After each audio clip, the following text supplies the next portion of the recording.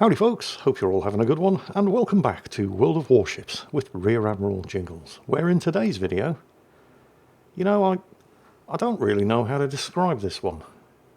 I mean, it's got everything. You'll laugh, you'll cry, you may even vomit. I mean, you probably guessed that from the fact that it's a game of throws. But I don't think I've ever really seen one quite like this. And I don't think I've ever seen a skin quite as grotesque as that one either. That's pretty special. I should probably get the introductions out of the way. This is Langback in the Spanish Tier 8 heavy cruiser, the Catalunya. It's a domination battle, 4 cap circles. Both teams have a carrier, both teams have 3 destroyers. The Catalunya, obviously the Spanish cruisers are quite new. It's a heavy cruiser, it's armed with 9 203mm or 8-inch guns. They have a horrible reload though. I mean, a 12-second reload is painfully slow, although it does have the burst fire mechanic. This is kind of like the Walmart version of the same mechanic that you find on something like, for example, the Tier 11 supership, the Annapolis. When you trigger this, instead of having a 12-second reload between salvos, you have a 1.8-second reload between salvos, although that then does put your guns on cooldown for 31 seconds. Now when you have a 12-second reload, that doesn't seem like too bad of a deal, but unlike on the Annapolis that gets 3 salvos of 12 8-inch shells and then goes on an even longer cooldown, the Catalunya only gets 2 salvos of 9 8-inch shells and then goes on a 31-second cooldown. So it's still an overall damage per minute loss. You just get that burst damage for those tight situations where you might need it, but it is still only just 2 salvos. They are 8-inch shells though, so under the right circumstances, if you've got the broadside of a cruiser to shoot at, for example, that might be enough to delete him. Then again, it might not, and then your guns are on a 31-second cooldown, so use it wisely. Other features of note on the Catalunya, it's pretty fast. It's got a base top speed, in fact it's very fast. It has a base top speed of 37 knots, but it has a huge concealment radius. The base concealment range is 14.7 kilometers, which is terrible. Although you can, and Langback has, gotten that down to 11.5, which is, yeah, it's alright. I mean, it's not good. The guns do have respectable range though, 16.5 kilometers. And this ship is not particularly well armoured, so you're going to want to use that range and try to keep the enemies at arm's length. It also has torpedoes, but realistically you're never going to get to use them. They're not particularly fast, they do a reasonable amount of damage, but they only have an 8-kilometer range. Last but by no means least, it also has a heel, very unusual for cruisers, particularly at Tier 8.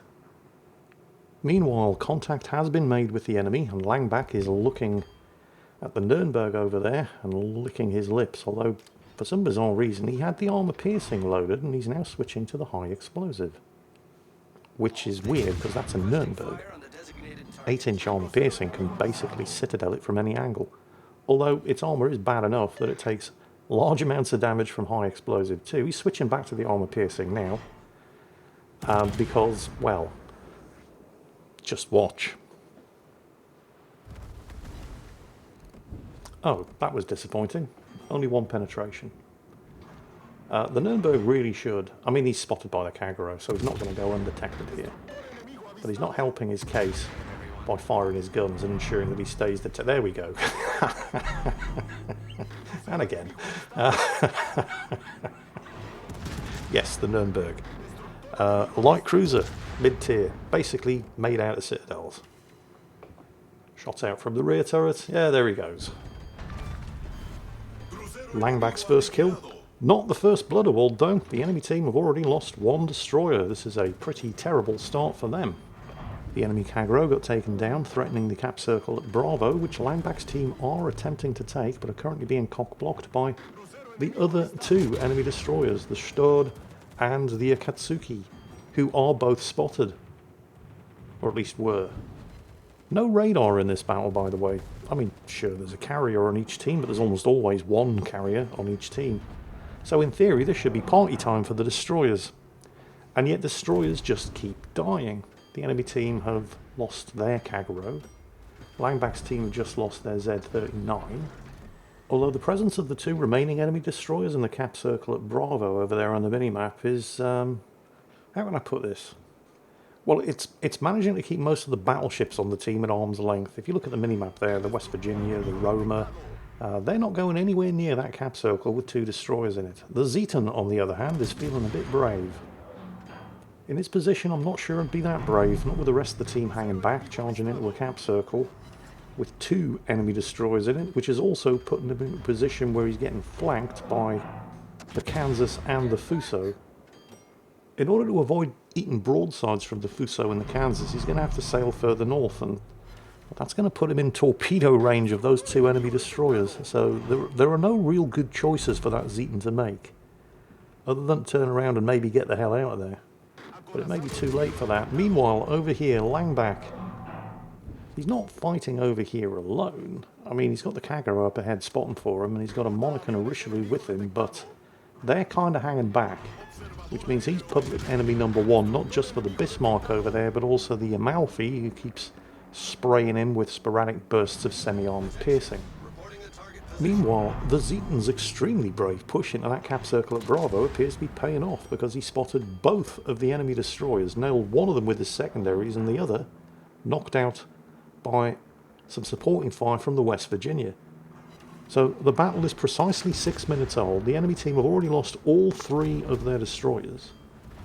They were momentarily more than 200 points and 3 kills behind, but the enemy Roma just nailed the Monarch. But they're still 100 points and 2 kills behind.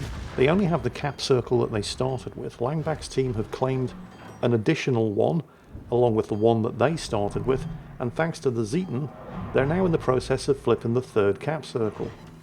Although over here, at the northeastern end of the map, things are looking rather dicey. Langback's attempting to angle against the Bismarck's 15-inch armour piercing, with mixed results, and of course every time he fires, trying to chip away at the Bismarck's health, he gets spotted, and the Amalfi keeps spraying him with semi-armour piercing. I mean, the Kagero's still up there, he's still spotting and still doing a pretty good job, but with the loss of the Monarch, the only big gun support that Langback has over here is the Richelieu. And the Richelieu's guns aren't that big. The Richelieu appears to be focusing his fire on the Bismarck, which kind of makes sense because he's on lowish health. You really would like to finish him off. But what the Richelieu's guns are really good at is deleting cruisers. There we go. He's actually shooting at the Amalfi. Fantastic. Good stuff. Oh, the Zeton's gone down, taken out by the enemy carrier. Well, that was unfortunate. You know, the Zeton didn't do a bad job. This does, of course, mean that the team have not yet flipped Bravo. But there's a friendly cruiser in there now, taken over from the Zeton. So they should have the cap under their control soon. And with the loss of all of their destroyers and the only spotting being provided by the enemy carrier, well, just look at the map. The enemy team are in no rush to pressure and challenge those cap circles.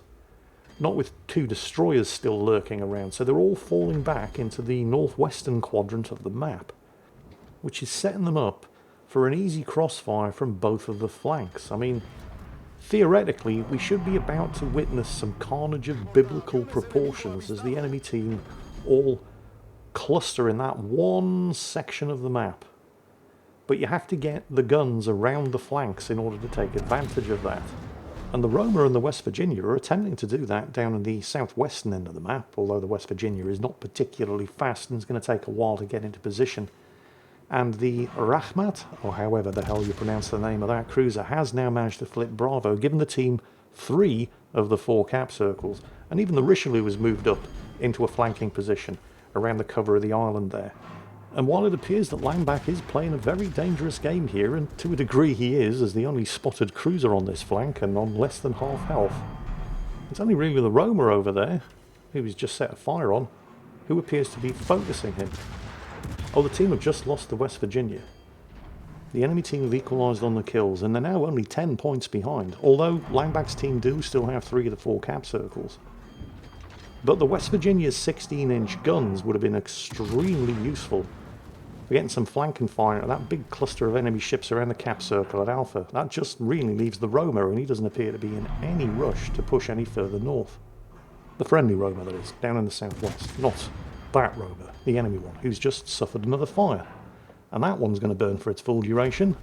because he used his damage control on the single fire that he suffered earlier. Funnily enough, despite all the battleships shooting at him, the Bismarck earlier and the Roma now, I think, although the Bismarck did score some good hits, but I think the majority of the damage that Langbach has suffered has been at the hands of the Amalfi semi-armour piercing. Oh, and there's a brief exchange of kills there. Friendly cruiser down. But the Hatsuharu has managed to torpedo the enemy carrier, so the enemy team now have absolutely no spotting. They've lost all of their destroyers and their carriers down. And with all of that air spotting from the Shikaku, and Langbach's team still having 2 destroyers, the enemy team are still showing no inclination whatsoever to threaten any of the 3 cap circles that Langbach's team currently control. So with 3 cap circles and a more than 100-point lead, and the enemy team threatening none of those cap circles, what could possibly go wrong? Well, the team have just lost another cruiser at the hands of the Kansas. I think that's his 2nd kill. Wait, a Kansas getting kills? Is that allowed? Is that supposed to happen? Well, it is happening. The team are still ahead though, or they were, until the Hatsuharu, a Japanese destroyer, managed to get himself torpedoed by a cruiser, the Asturias over there, who is a 1-shot kill. High explosive loaded, shots out, and look at this, less than 200 health. High explosive, no damage. Do it again. You cannot let that guy get away. You need the kills. Come on, surely this is it. He's got him. Even the Kagero was shooting at him there from the safety of the smokescreen. Unfortunately, oof, that was a big old hit. And of course the Amalfi sees you, and that semi-armour piercing takes no prisoners, but it's the Kansas over there who's probably going to be the biggest problem. With less than 6,000 health remaining, this might have actually been a good opportunity to use that burst fire mechanic. Just run, get it. Oh no, he's having to dodge and turn in order to avoid the semi-armour piercing. And unfortunately, while you can kind of see the reasoning behind that manoeuvre, it might have just sealed his fate. Because now he can't get out of line of sight, into cover behind the island, and the Kansas is shooting at him. Oh shit. Wow. 800 health. But he has managed to go undetected. He survived that. No, do not shoot. Do not shoot at the Amalfi. Even if you have armour piercing loaded, the Kansas will see you and he will end you. Oh, hang on a second. Oh, those are going to be Amalfi torpedoes. Yeah. Oh, wow. The Kagero very, very nearly became the 2nd Japanese destroyer in this battle to get sunk by cruiser torpedoes. Meanwhile, down to the southwest, there's a Bismarck flipping a cap circle. I mean, of course there is. The enemy team only have battleships. Well, they've got 5 battleships and 1 cruiser, that Amalfi. He was taking a bit of a beating from something. Did one of the Kagero's torpedoes catch him? Possibly. I'm not sure. I wasn't looking. Langbach, you can see he's thinking about taking some shots. Bad idea. He gets spotted. And with less than 1,000 health, you cannot afford to get spotted by anything. Meanwhile, one of the enemy Bismarcks, although sadly not the one who was flipping the cap circle at Bravo, just got taken out by the friendly Roma, who's fallen back so far south, he's almost behind the carrier. Oh yeah, the friendly carrier, the Shikaku, who, it has to be said, has not been an awful lot used to the team alive. He's got a Bismarck bearing down on him, a Bismarck who just flipped a cap circle without being interrupted by a carrier 10 kilometres away from him. Now the Roma's shooting at the Bismarck, Langbach is shooting at the Bismarck. Not quite sure what the carrier's doing, but he's not shooting at the Bismarck. He is in fact just sitting there, broadside on to a Bismarck's 15-inch guns, and will very soon, if not already, be in range of the Bismarck's secondaries. And while the carrier hasn't really been much use to the team alive this far, we'd still prefer him to not die because he's worth points to the enemy team. At a point in the match where Langbach's team have a 250-point advantage, although they no longer have the cap circle advantage, and the kills are at parity. And yet, he's just sitting there. Dude, what are you doing? He's now getting shot at by the Fuso. And he's still just sitting there. There's an opportunity to kill the Bismarck here, and they really do kind of need to do it. because he is going to kill that carrier. Okay, yeah, there goes the carrier. Langback has shots in the air. Come on. Yes, alright. Not a disastrous loss. I mean, it's a kill for a kill, but they're still 250 points ahead. There's slightly more than 5 minutes of this battle left. The enemy team need kills. Unfortunately, taking out the Bismarck did reveal Langback's position, and it's the Kansas again. That's his third kill. I mean, Langback kind of had to take the shot. You might be sitting there thinking, well, did he though? Because there's a Roma right there. The Roma could have killed the Bismarck and Langback could have stayed undetected. And yeah, you're kind of right, but you're also kind of wrong. And to be fair, Langback wasn't aware of what was going on with the Roma at the time, but it will soon become apparent. Until that time arrives, I just want you to mark the position of the Roma in your minds. He's right down there in map grid India 3. And it's now 3 on 4, but they do still have a 150 point lead. And they've kind of got the Kagero. Oh, I don't know, he's getting awfully close to that Kansas. But the Kagero is protecting the cap circle at Charlie. Theoretically, the Roma is protecting the cap circle at Bravo. Theoretically. And you've got the Richelieu powering south, and the Kagero has managed to torpedo and sink the enemy Roma. So it's now 3 on 3. And once again, they're nearly 300 points ahead. The Richelieu's spotted, he is coming under fire, but it's just the Fuso's 14-inch guns, and he is bow in, so there's no immediate drama there. The Kagero, I mean, for once, oh shit, he's spotted. Oh, that's bad. I don't understand how he got spotted, but he is very, very definitely spotted. I don't know if he had his AA guns on. I mean, he doesn't now, but it's possible. Maybe he took the bait and shot at those patrol fighters. Either way, he is spotted. He cannot afford to take a single hit here. Oh, semi-armor piercing from the Amalfi. Yeah, just a single semi-armor piercing shell could potentially end the Kagero. I mean, he didn't appear to be doing anything wrong. He wasn't just lurking inside that smoke screen waiting to get proximity detected by the Fuso. He laid the smoke and appeared to be trying to use it to... Hang on a minute, where are you two going? What are you doing? You do know you're 200, nearly 300 points ahead, right? There's only 2 minutes and 40 seconds of this battle left. You don't actually need to take those... Why are you attacking?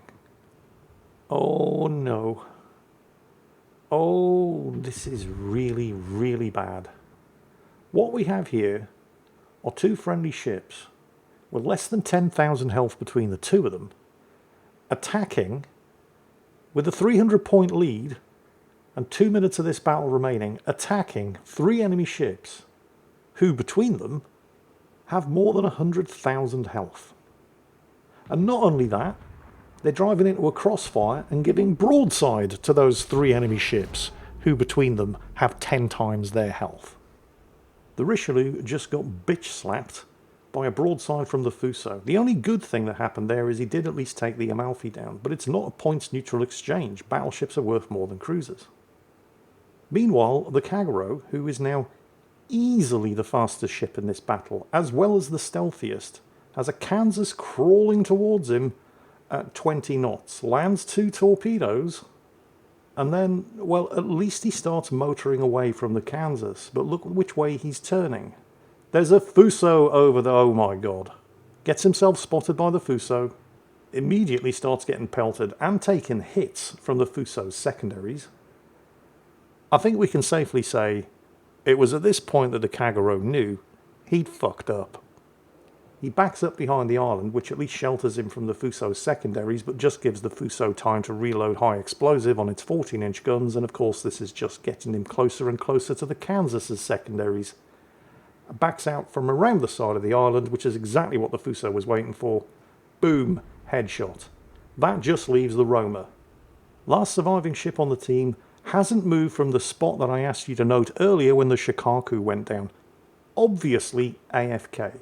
With less than 40 seconds to go, with the enemy team now holding 3 of the 4 cap circles, and now less than 30 points behind.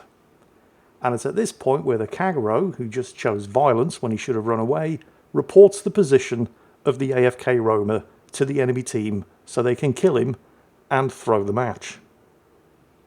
Fortunately for Langbach's team, despite the very best efforts of the Kagero to ensure that everybody loses, there just isn't enough time for the 2 surviving enemy ships to find and kill the roamer.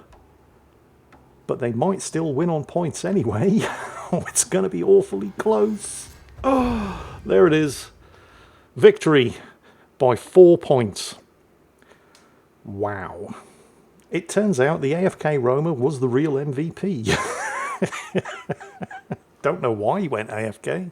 It's not like he was doing nothing throughout the entire course of the battle, although his position on the leaderboard might suggest otherwise. He did actually get a kill. He sank one of the Bismarcks. And the fact that he was still alive, even if he had to abandon the match in the middle in order to go and do something more important, is the only reason, despite the scumbag and the Kagero's best efforts to throw the match anyway, that Langbach's team ended up winning this one.